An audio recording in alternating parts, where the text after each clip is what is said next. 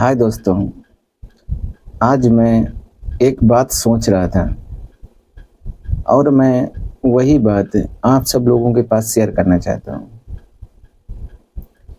एक समय था ऐसा जब 2014 के पहले का समय था।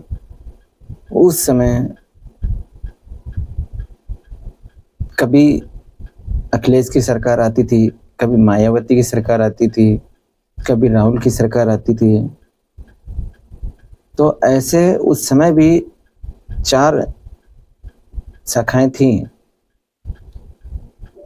और उस समय केवल यही तीनों में एक ना एक लोग चुनाव जीत जाता था।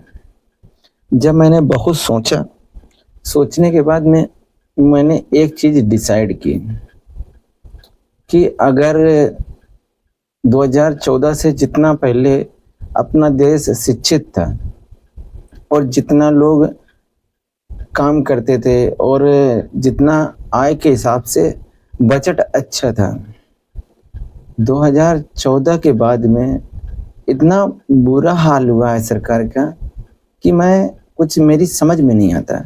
जब भी बैठता हूँ, 2014 में ये सिस्टम था कि जब मायावती की सरकार आती थी तो एक यूनिट शंखवार का था, तो उसमें कुछ शंखवारों की नौकरी लग जाती थी लोगों की और कुछ लोग जैसे बेरोजगार से कुछ युवा शिक्षित में पहुंच जाते थे और उसके बाद कुछ नौकरी लगने से उनके आय दोगुनी हो जाती थी। और उसके बाद में मायावती एक पंचवर्षीय मायावती रुक पाती थी और दूसरी पंचवर्षीय अखिलेश आ जाते थे। जब अखिलेश आते थे तो यादव समाज, जो पिछड़ा वर्ग, ऐसे लोगों को उन्नत के रास्ते पहुंच जाते थे।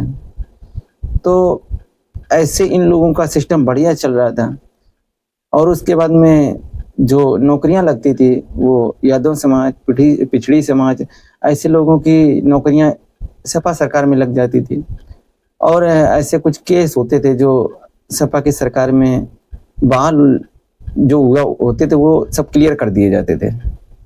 और तीसरी जो सिस्टम बना राहुल की, सोनिया गांधी, तो जब इनकी सरकार आती थी तो किसानों का कर्जा माफ हो जाता था। तो ऐसे कुछ कुल मिला के अगर देखा जाए तो तीनों सरकारों में कुछ ना कुछ पब्लिक को लाभ होता था। और आज वो सिस्टम है।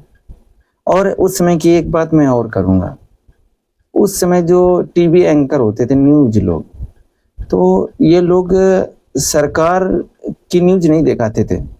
ये लोग केवल निष्पक्ष दिखाते थे कि कौन सरकार गलत कर रही है, कौन सरकार सही कर रही है। आज तो जब कभी भी टीवी अगर चलाओ, अगर उसमें ये लोग मीडिया वाले दिख जाते हैं तो मन हट जाता है इन लोगों को देखने का, क्योंकि ये लोग बस दिन भर उन्हीं का गुणगान, जिन्होंने कुछ किया ही नहीं।